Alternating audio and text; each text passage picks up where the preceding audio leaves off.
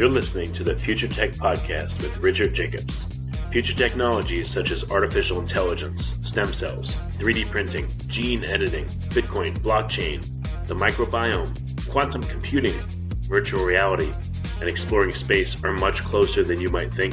In fact, many early versions of these technologies are in play right now, and the companies that are using these technologies are the focus of this podcast. My goal for you, the listener, is to learn from these podcasts. You may very well learn something that may change the course of your life for the better, steer you towards a new career, or give you insight into addressing a thorny medical problem. Remember, this podcast and its content is informational in nature only. No medical, tax, legal, financial, or psychological advice is being given. If you've enjoyed the podcast, please listen, subscribe, like, and tell your friends about it. Thank you.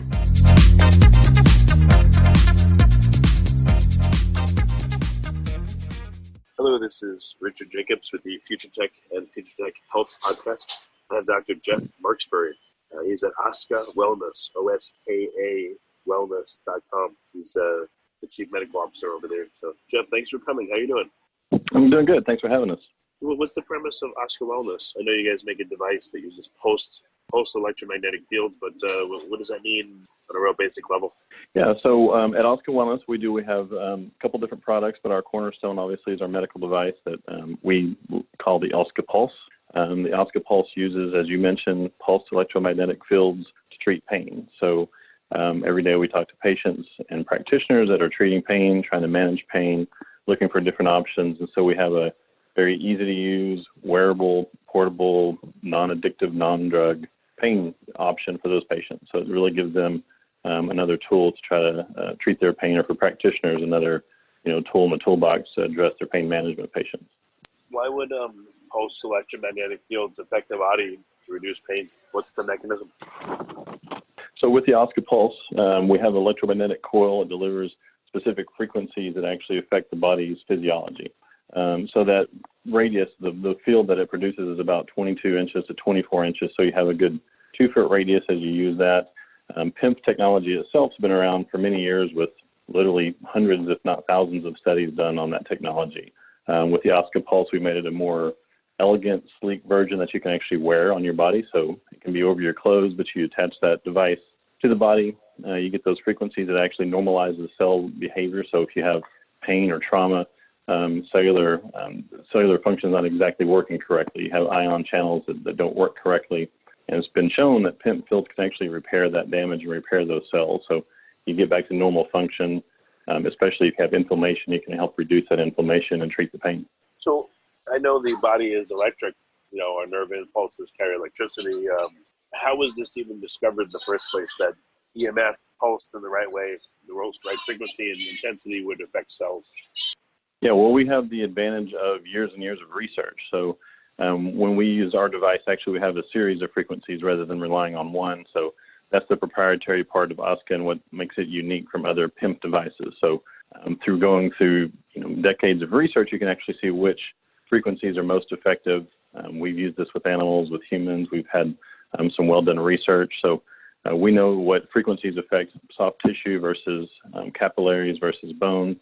So we actually use a series of those frequencies to address people's different problems, as well as, like I said before, treating inflammation and the root cause of the pain rather than just actually treating the pain itself. What's literally the experience? I've seen the device. It looks like it's not an egg, but it's like a half egg shape. It's about hand size, and it pulses light. But will people experience anything when it's on, or does it just look like a flashing device? It just looks like a flashing device. It's a very innocuous device. It's a little bit larger than a cell phone. It's sleek. You really don't experience anything. So you turn the device on. We recommend using it for 90 minutes at a time. So the device runs for 90 minutes. You'll actually put that over your area of pain. So, if you had hip pain, you can actually put it in your back pocket and wear that for 90 minutes. And what happens is you get those frequencies, but they're really low level. The energy produced is low level. So even though it's treating and it's penetrating all the way through your body, through the bone, through the soft tissue and muscle, you actually don't feel anything. So you see that the device has a blue light, it's flashing, so you know that it's working, you're getting the treatment. We recommend doing that a couple times a day if you've got chronic pain. So even though you've got it wearing, you're doing the treatment, you can completely carry on about your normal daily activities. You won't actually have any sensation or any feeling or uncomfortableness while you're doing a treatment. But if the purpose is to relieve pain, what will a person experience? It won't be instant relief, but what does the curve look like for them? Do they forget about it and notice that the pain's gone, or what happens? Well, there's always, outliers on both sides. So we do have patients that right away, after a treatment or two, they'll report really significant results. Typically, what we recommend is using it every day for a few weeks before you really judge to see if it's helping you. And it can take longer, but with consistent use, we found that about 8 or 9 out of 10 patients will report significant pain relief. So if you're doing that 90-minute treatment, maybe you do one in the morning and one while you're laying in bed at night, or a couple during the evening, something like that. So you get those treatments, you get that consistent improvement, and over time you'll notice your range of motion, your mobility, just the pain, the tenderness starts to improve over time. And after a few weeks, you really see the cumulative results of continued use. So what kind of is there a specific kind of pain that it's better for or worse for, or what specific? Where does it shine best? This device, what kind of pain, what kind of conditions? Yeah, best would be inflammation. So PEMF technology and PEMF research has been shown to improve inflammation. Really does well with like tendon pain, tendinopathies, cartilaginous. If you've got knee issues, so any type of pain can be addressed, but we really see it affecting joints and mobility. Things with inflammation. That's really where you're going to see the most results and probably the quickest results when you're using the Oska Pulse. Is there anything people can do to speed the therapy along? I mean, can you use it too much, or again, are there other things they can do to improve the results of it? Yeah, that's a good question. And what we recommend is being well hydrated. The main thing to see results is consistency. So getting those treatments every day is going to give you the best possible choice for improvement. The good news is that it's incredibly safe. So there's no known side effects with this technology or PEMF in general. So you can wear it throughout the day, throughout the night. We do have patients that will sleep with it and use it multiple times through the night. For maybe neck pain, they can actually put it under their pillow and they'll sleep with it and just do treatments throughout the night. So you can't overuse it. So the patient can feel free to use it anytime they want to. It's over the counter too, so patients can actually share it and try it.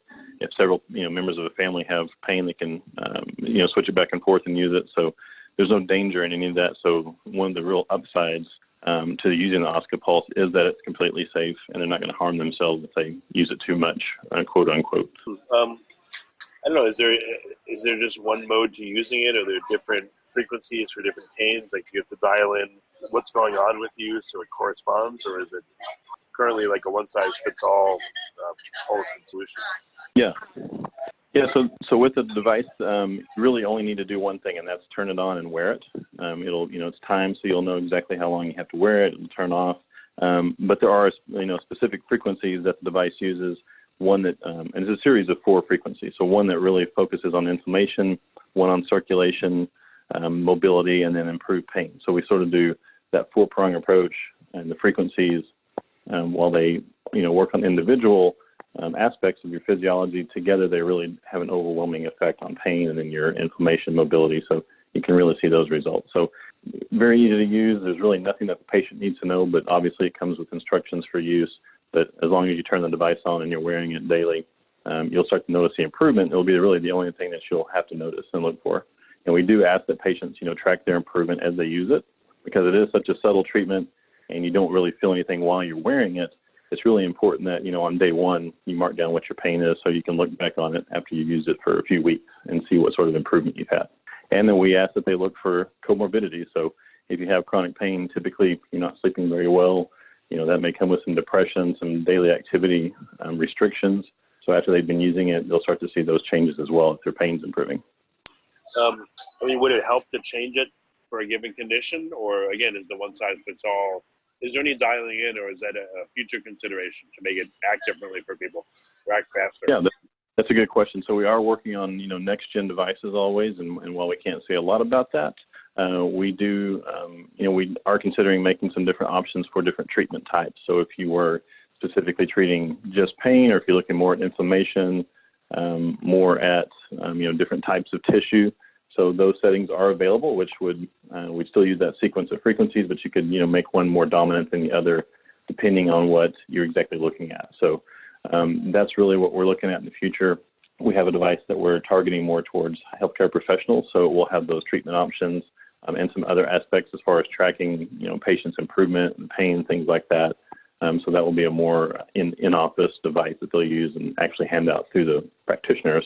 Whereas currently, if you buy the Oska Pulse, it's designed to be sort of a one-stop shop for patients, a non-drug treatment option for pain. They can go online and get that at oskawellness.com, Amazon. We also have our health savings account as well, and flex savings account, so you can buy those, and it's reimbursable through those accounts as well. So it's currently really, targeted for patients to be able to just pick one up on their own and use it very simply, very safely, and convenient. So, the next generation devices will be targeted more towards practitioners and getting their involvement and usage as well. Let's see. So anecdotally, what have you heard from patients that, either just confirmed how it works or was surprising to you? Any stories that have come to your mind? Yeah, well, we've had the typical double-blind research, placebo-controlled, that was actually done at Scripps Hospital here in San Diego area.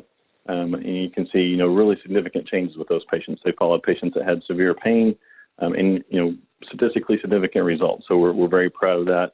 But what we love to hear are the personal stories. And we have patients call in the office every day or reach us, online, talk about how they've used the device. We had a patient, a lady, if I'm remembering, that had CRPS. So she had complex regional pain syndrome, which is, if you look at the pain scale, it's up there among childbirth and kidney stones and just really severe pain. People have a lot of trouble with it, and there's not a lot of treatment options. We saw her, story. She used it for just, very briefly, and right away was saying she was getting some pain results. She had CRPS for 21 years, so she had, dealt with pain, severe pain, most of her life. Started using the device, started able to reduce her meds. After several months of use now, she's off meds using the Oska and is, going on about her daily activities like she hasn't been able to do in decades. So we see those kinds of results. People that have, serious chronic back pains, have had surgeries, they've been on opiates, they've had addiction problems even, history of problems like that. So they are very cognizant and aware of the side effects with those drugs. So they're really trying to find other options, other alternatives for pain management. So that's who we really appeal to. So that's the stories we typically get. People that have literally tried everything. They've been on meds for years, and they're sick of those side effects and addiction, and they want to get off. So we're really trying to cater to those patients and give them an option and make it easy for them to acquire a device, make it easy for them to use the device. And that's the stories we get. We get a lot of feedback about how it has really changed their life and helped them out. You said that it reduces inflammation. Do people even know what that feels like? Like when someone has less inflammation, how do they express it in terms of their, with their feedback? Yeah, you have the typical signs of inflammation with redness, heat, things like that. But the average person doesn't really know, other than it's uncomfortable. There's usually some pain associated with it. It may be sore, in hot, red to the touch. But, in a medical environment, they measure those and look at those signs, and they'll actually measure improvement. But at home, when you're using that device, really what you're going to know is just that your soreness, your pain, those things will start to reduce because the inflammation is reducing. So, if you have a sprained knee because you've been running on it and you start to use the device, you start to see that improvement in your pain, but you'll also notice that it's, even though the swelling may not be horrible to begin with, you will start to notice the normalization of that. And then you can go back to actually, doing your running, your activities, things that you were doing before. But the pain and inflammation was what were keeping you from really being able to do those. So I know you can only disclose so much, but what is the future of the device and the company? What are you looking to come out with the next few years? Yeah, well, we want to keep it easy to use. That's the advantage of the device. It's portable, very simple for patients to take home and use. But, we want to give the healthcare provider more options as well. So, different treatment settings potentially, and then we want to make it where it's app-driven. We're a technology-driven company and device, so we want to get a app involved where patients can actually use the device, where practitioners can change settings and follow improvement and give input in real time. So that's down the road. That's what we're hoping to get to in the near future, and really, get the practitioner involved. Even though it is an over-the-counter device, patients can always pick one up and use one on their own. It's always, better to have that involvement with your practitioner, especially if you're on meds and you're going to be looking at using this device and hopefully reducing some meds. We want to make sure you work with your physician when you do that. So tracking those things like medication use, your sleep, your normal daily activities, range of motion, things like that will all tie back into the healthcare provider and make a synergy between the patient and the device and the provider. Cool. Is Oska out and about, or is it in beta? Like, how can people get it? Yeah, so it's easy to get. They can go online. We do a lot through Amazon. They can always go to our website at oskawellness.com and pick one up. We do work with payers, and we're seeing different states reimburse the device depending on what type of insurance, where they're at, of course the indications, and then providing a letter of necessity through their doctor. But we are seeing some reimbursement in different states, and then of course we're working to improve that so patients have easier access to the device, and then they can always pick one up if they go to HSA, their HSA or their Flex account. They can buy those devices, and it's reimbursable through there as well. All right, but you don't need a prescription for it, but it could be reimbursable. Exactly. So it is used by healthcare providers across the country, and we see that use is important if you want to get it reimbursed through your insurance. But you can't buy one just online. It's over the counter, so patients can pick one up anytime they want to and try it out. Are there any areas in the body where you shouldn't put it, like in your head, or people, people don't try to do that stuff? No, it's completely safe to use anywhere on the body. And my background is neuromodulation and using electricity in the body and magnetic fields, and that's an older technology, but it's really been made more elegant, more specific and finite. So we see transmagnetic stimulation as a treatment for anxiety and depression. So really huge, powerful magnetic coils that treat the brain to address your depression. So our device is obviously much lower energy production than that, a lower frequency treatment, but it's very easy to use, very safe to use. So it doesn't really matter where you treat on the body, you're going to be safe when you do that. Is there any contraindications? Like if you're using a cell phone or a computer, should you not use it? Does that do anything in regards to the EMF that's coming from those devices, or is it independent? No, it's independent of that. And if you have a device, medical device, or if you have pacemaker, things like that, we want you to, obviously talk to your doctor. Those are contraindicated. We don't have research with pregnancy, so that's still considered a contraindication as well. So those are really the two that we talk about. If you are using your cell phone or you're working on a computer, you're still very safe to use the device. There won't be any interactions or any problems with that when you do that. Do you think that it's possible that another use of this device would be to undo the effects of the Emf radiation, or is that not on your roadmap at all? Yeah, that's not on our roadmap. And obviously, ionizing radiation is harmful if you live under some power lines or you're getting direct current like that. But the device is so such a low frequency and such a low amount of current, and it does not produce non-ionizing radiation, so it's very safe to use. That's why we say you can use it as much as you want. You won't overuse the device. So. But we haven't had any research, to my knowledge, in that area. And, there are, like I said before, hundreds of studies in that area. So, maybe some Googling and we could find out for sure. But to my knowledge, there's no research in treating that. Okay. I was just wondering. So people can go oskawellness.com, Amazon, and various other outlets online through Google. And that's the best way to find it, right? Is there any other place that people should find the device, or those are the best spots? Yeah, I was going to get the actual address here. I saw it earlier. FSA and I don't see it. Yeah, so the best places to go is just go online at oskawellness.com or pick one up off Amazon. That's the primary places to sell it. But again, you can use your Flex account, health savings account as well to buy one. Excellent. Well, Jeff, thanks so much for coming on the podcast. I appreciate it. Yeah, no problem. Thanks for having us. And if we can help you out, if you have any pain, check us out at Oska Wellness, and we'll be glad to help you.